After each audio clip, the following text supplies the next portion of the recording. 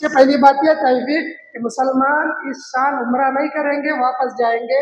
اللہ کے رسول صلی اللہ علیہ وسلم نے صحابہ اکرام میں ہے نا یہ اعلان کرایا کہ تم ہے نا اپنی حلق کرا لو اور ہے نا یہاں سے ہے نا واپس ہونا ہے، اپنے احرام ہے نا کھول دو۔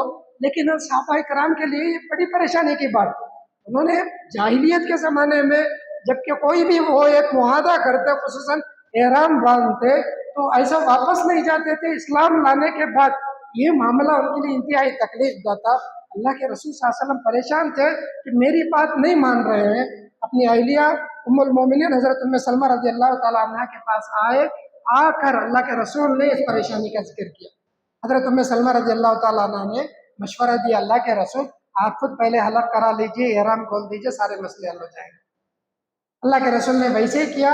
آپ کا دیکھ کر سارے صحابہ یہ اللہ کے رسول کے طریقے پر عمل کرنے لگے، معاملہ ختم ہوا۔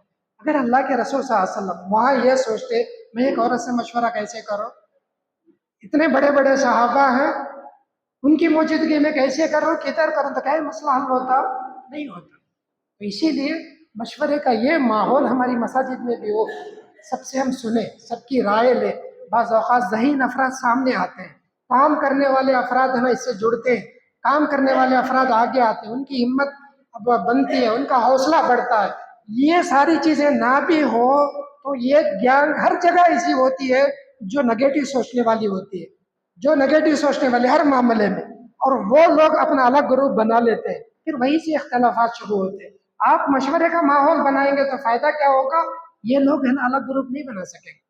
مساجد میں فتنے اور فساد، لڑائی اور جھگڑا، اختلافات کا مزاج خود ہمیشہ کے لیے ہے نا ختم ہو جائے گا۔ اور یہی مزاج ہماری تحریکوں میں بھی ہونا ہے، ہماری تنظیموں میں بھی ہونا ہے، اور ہمارے اندر جو ماحول بننا ہے وہ ماحول یہ ہے کہ بھائی ہم ہے نا سب مل کر ہے نا کام کریں، کوئی بھی معاملہ مشورہ کریں۔ پروگرام ہے، پروگرام کے حوالے سے کیا کیا کام ہے، کیا کیا ذمہ داریاں ہیں، اور ذمہ داریاں تقسیم ہوں۔ ہر آدمی ذمہ داریوں کو ہے نا تقسیم کر لے۔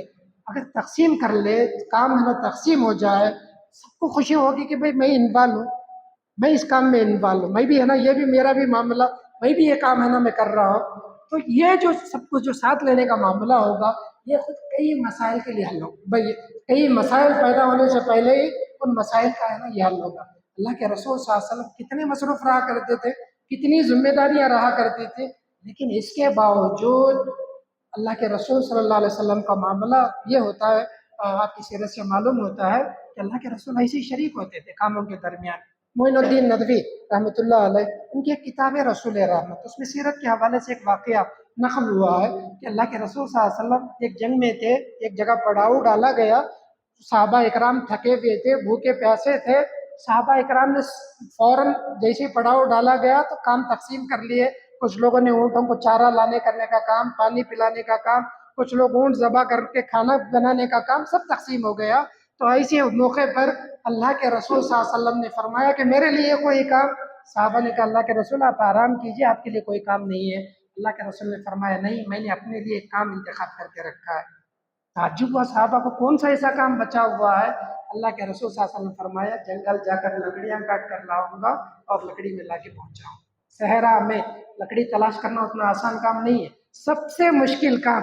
اتفاق سے صحابہ کا ذہن ادھر نہیں گیا تھا، اللہ کے رسول صلی اللہ علیہ وسلم اس کام میں شریک ہوئے۔ تو اجتماعی کاموں میں کوئی کام چھوٹا بڑا نہیں ہوتا ہے، لیکن یہ مزاج کب آئے گا؟ جب ہم نے سب کو شریک کرنے کی کوشش کریں گے۔ تو جمعیت ابنائے خدیو کا ایک بنیادی مقصد یہ ہے کہ ہماری تنظیم مضبوط ہو، تو اس میں ہے نا شعرائی نظام ہو، اور ہمارے سامنے انفرادی زندگی اور اجتماعی زندگی میں فرق ہو۔ اجتماعی زندگی میں اجتماعی مفادات کو ہم سامنے رکھیں۔ مسجد کا مسئلہ ہے، مسجد کے مفاد کو سامنے رکھیں اور اس کے حوالے سے ہم فیصلہ کریں، اس کے حوالے سے، چاہے وہ مشورہ دینے والا بچہ ہی کیوں نہ ہو، گیا گزرا آدمی کیوں نہ ہو، اور ایسا معاملہ جس میں مسجد کا مفاد نہ ہو، چاہے کتنا ہی بڑا سیکریٹری کیوں نہ ہو، لیکن اس کا معاملہ مانا نہیں جائے گا۔ مفاد کس کا ہے؟ مسجد کا۔ ایسے اجتماعی معاملات میں، انفرادی معاملات کا میں فرق یہ ہوتا ہے کہ آدمی اگر کوئی غلط فیصلہ کرتا ہے تو نقصان صرف اس کی ذات تک ہوتا ہے، لیکن اجتماعی معاملات میں اگر کوئی غلط فیصلہ ہوتا ہے تو پوری جماعت، پوری اجتماعیت کو نقصان اٹھاتی ہے۔ اس فرق کو ملحوظ رکھتے ہوئے हम है ना शुराई निज़ाम हम कायम करें, सारी चीज़ें मशवरे के साथ हो, एक दूसरे का एहतराम उसके अंदर है ना मलूज रखें, और हर काम में, इज्तिमाई कामों में हर आदमी शरीक होने की कोशिश करे, अपना योगदान देने की कोशिश करे, अपने आप को है ना शामिल करके अल्लाह के पास सवाब का मुस्तहिक बनने की कोशिश करे। ये मिजाज हमारा है ना इज्तिमाइयत में, हमारी तंजीम में ये मिजाज होना है, हमारी जमातों में ये मिजाज होना है। लेकिन ये मिजाज पैदा कैसा होगा? हम है ना घर से इस माहौल को बनाएंगे, घर के साथ है ना मस्जिदों में ये माहौल बनेगा, हमारे मदरसों में ये माहौल बनेगा, हमारी जमातों में, हमारे क्लासरूम में ये माहौल बनेगा, ये जहन बनेगा। तो यही जहन तरक्की करते करते हमारी जमातों में आएगा, हमारी मस्जिदों में आएगा, और उम्मत के मामले में जो फैसले होंगे उन फैसलों में यही जहन आएगा। तो कमी और कमजोरी जो है वो बिल्कुल नीचे है, नीचे की सतह से इस काम को शुरू करने की ज़रूरत है। मैं अपनी बात को ख़त्म करते हुए अल्लाह ताला से दुआ करता हूँ कि अल्लाह ताला हमें मशवरे की जो अहमियत है उस अहमियत को समझने की तौफीक अता फरमाए, और इसका आगाज़ हमें अपने घरों से करने की अल्लाह में तौफीक दे। आमीन। शुक्रिया। अस्सलामु अलैकुम रहमतुल्लाहि व बरकातुहू।